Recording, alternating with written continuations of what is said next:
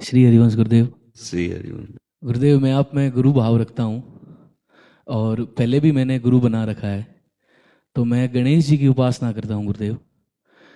जब से आपको सुना है, अंदर एक क्रांति सी घट गई है और बस राधा राधा ही चलता है। तो अब गुरुदेव, दोनों में मैं क्या करूँ, मेरे को समझ पहली बात तो ये देखना है कि गुरु बनाने की वस्तु नहीं होती, गुरु स्वयंभू है, स्वयं वस्तु है ना। हम भाव अर्पित करते हैं गुरुदेव में। गुरु बनाने का भाव का मतलब होता है हम अपने भाव अर्पित करते हैं, और उस भाव में देह भाव होता है, अंतःकरण भाव होता है और स्वभाव होता है। ये तीनों अर्पित किए जाते हैं, तभी गुरु को स्वीकार आपने किया है, आप गुरु के शरणागत हैं जब तीनों को अर्पित कर दें। देह भाव, स्थूल तन और अंतःकरण का भाव, मन आदि का, सूक्ष्म शरीर और स्वभाव कारण शरीर, उस परब्रह्म परमात्मा स्वरूप गुरुदेव को दे। गुरुदेव बनाने का मतलब होता है परतंत्रता स्वीकार करना। माया की परतंत्रता से मुक्त होने के लिए गुरु की अधीनता स्वीकार करना। जब तक तन वांग मनोभीर अमलई सोहम तो वासिता, शरीर से, मन से और वाणी से हम गुरुदेव के अधीन नहीं हो जाते, तब तक ये माया की अधीनता से मुक्त नहीं हो सकते। चाहे शिव विरंचि समूह होई, गुरु बिनु भवनिधि तरे न कोई। अब गुरुदेव को समझना होगा। हम कई बार सत्संग में कहते हैं गुरु कोई व्यक्ति नहीं होता, और व्यक्ति कभी गुरु नहीं बन सकता। गुरु साक्षात परमेश्वर होता है। परमेश्वर ही साक्षात गुरुदेव के रूप में आकर के हमको उपदेश करते हैं, चाहे वो जिस संप्रदाय का हो, चाहे वो जिस भाव वाला हो। गुरु साक्षात परब्रह्म, तस्मै श्री गुरुवे नमः। अब परब्रह्म की कोई सीमा नहीं है। वो 3.5 हाथ के शरीर में ही केवल नहीं रहता है, वो असीम अनंत महिमा वाला है। तो वो अपने गुरुदेव की वाणी को पहचानना सीखे। वो कहीं से भी गुरुवाणी प्रकट हो सकती है। गुरुवाणी सीमित नहीं है, सबके हृदयों पर उसका शासन है, क्योंकि साहब है ना, गुरु साहब है ना। वो कहीं से भी बोल सकता है, वो यहाँ से भी बोल सकता है, वो यहाँ से भी बोल सकता है, वो यहाँ से भी बोल सकता है। हमको क्या पहचानना है? अखंड मंडलाकारम व्याप्तम एन चराचरम, चर अचर में व्याप्त मेरा गुरुदेव है। अब हमको देखना है कि कहाँ से वो हमको संभाल रहा है, किसके शब्द जाकर हृदय में चोट पहुंचाते हैं और मुझ मोह निद्रा में सोए हुए को जगाकर भगवान के मार्ग में हमें बल दे करके दौड़ा देते हैं। वही हमारा सदगुरु है, जिसके वचन से, जिसके संग से, जिसके दर्शन से हमारे मन में हमारे प्रभु के प्रति प्रेम जागृत हो जाए, वही सदगुरु है। क्योंकि वो सदगुरु और प्रभु दो नहीं हैं, वो आए ही अपना परिचय देने के लिए है। सोई जाने जे देव जनाई, जानत तुम्हें तुम्हें। जो भगवान गणपति जी हैं, या भगवान शिव जी हैं, या भगवान राम कृष्ण, या माँ दुर्गा, या जो भी जितने रूप तो अनेक हो सकते हैं, पर स्वरूप एक ही सबका है। स्वरूप में अंतर नहीं है। रूप अलग अलग हो सकते हैं। वो गजानन रूप धारण कर सकते हैं, वो चतुरानन रूप, वो पंचानन रूप, वो उनकी भक्तों की जैसी भावना होती है वैसा रूप, जो आज तक शास्त्रों में लिखा ही नहीं है, वो भी रूप भगवान ने धारण कर लिया। नरसिंह बप्पू देख लो, भक्त के लिए भगवान ने ऐसा रूप धारण किया जिसका वर्णन ही नहीं शास्त्रों में। भयंकर वो रूप, आधा नर आधा सिंह, और ऐसा रूप नरसिंह। तो स्वरूप एक ही है, रूप अलग अलग हैं। हाँ, अब जैसे अपने लोग उपासना में शुरू किए थे, तो पहले छोटी छोटी चालीसाएं, छोटी छोटी पत्रिकाएं, धीरे धीरे धीरे उपासना बढ़ते बढ़ते वो अब रंग आया उपासना को, तो इष्टाकार वृत्ति हुई, अपने आराध्य देव में पूरी तन्मयता।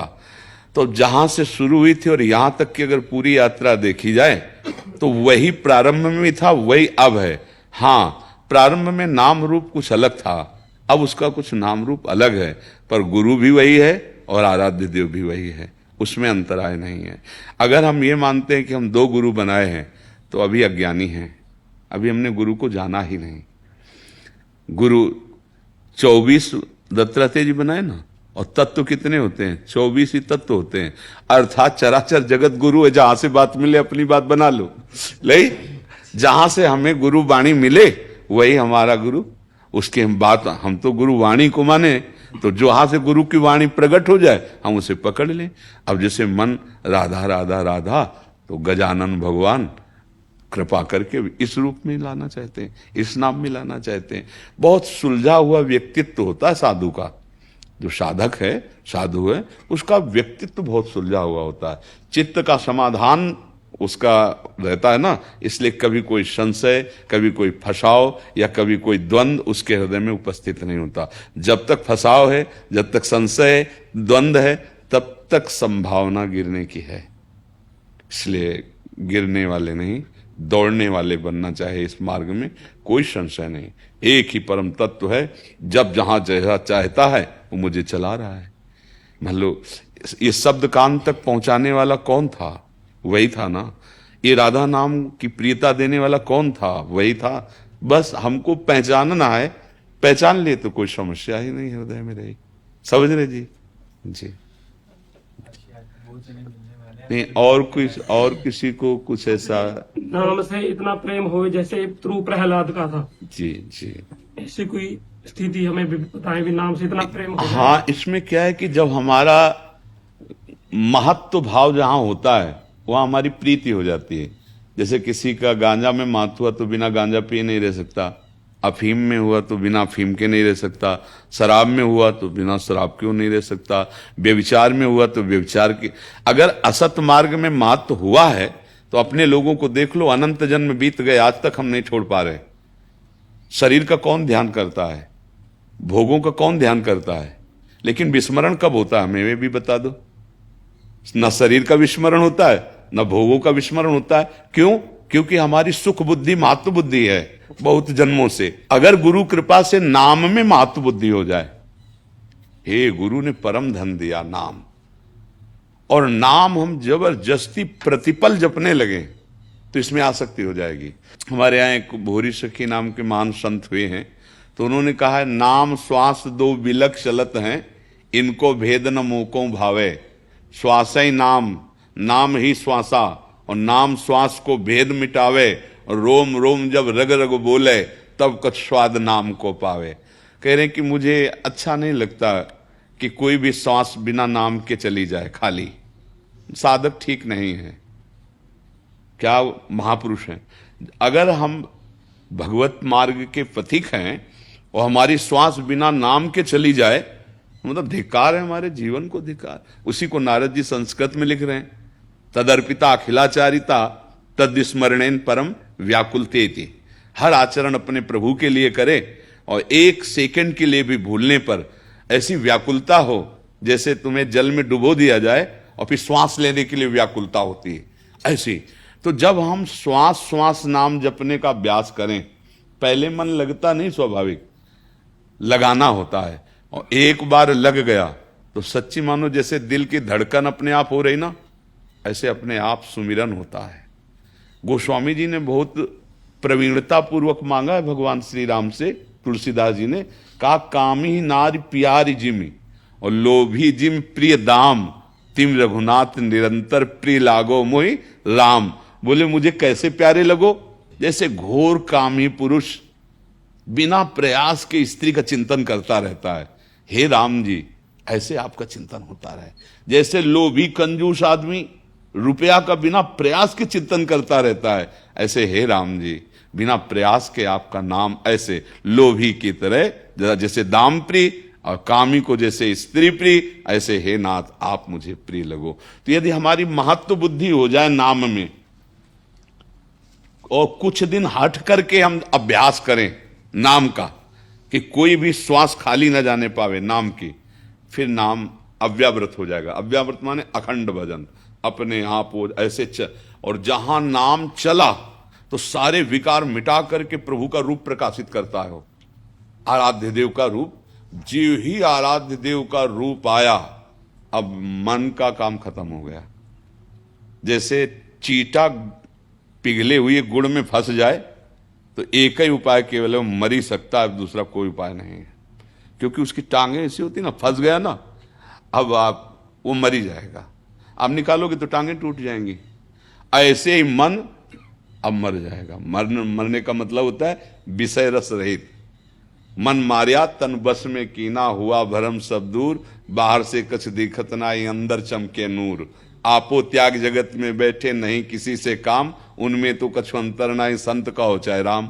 बराबर हो गया ना। तो ये जब हम जाप नाम का प्रत्येक श्वास में करें और ऐसी निष्ठा रखें कि अगर थोड़ा भी विस्मरण हो तो हमें असहनीय हो जाए, पर हम लोग घंटों बोल जाएंगे और असहनीय नहीं होगा। ईमानदारी से देखो, अगर हमें कहीं और महत्व है, धन में, सम्मान में, समाज में, तो हम दूसरे से लौकिक व्यवहार करते समय, लौकिक वार्ता करते समय हम अपने प्रभु को भूल जाएंगे। और जबकि त्रिभुवन की राज्य लक्ष्मी देने पर भी जो आधे पल के लिए भगवान का विस्मरण ना करे, वो सच्चा महाभागवत, वो भगवान का दास।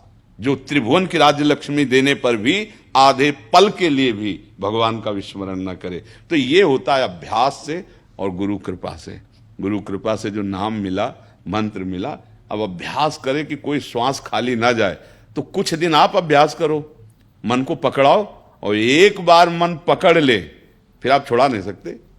जैसे देखो, एक बार मन ने विषय भोगों को पकड़ रखा है, अब कितनी ताकत साधक लगा रहा है, कितना परेशान कर रहा है मन कि हम निर्विषय होकर भगवान को भजें, लेकिन बार बार वहीं पहुंच जाता है, क्योंकि इसने पकड़ रखा है विषय को। अब लड़ाई साधना इसी बात की है, विषय छुड़वाकर भगवान पकड़ाना है।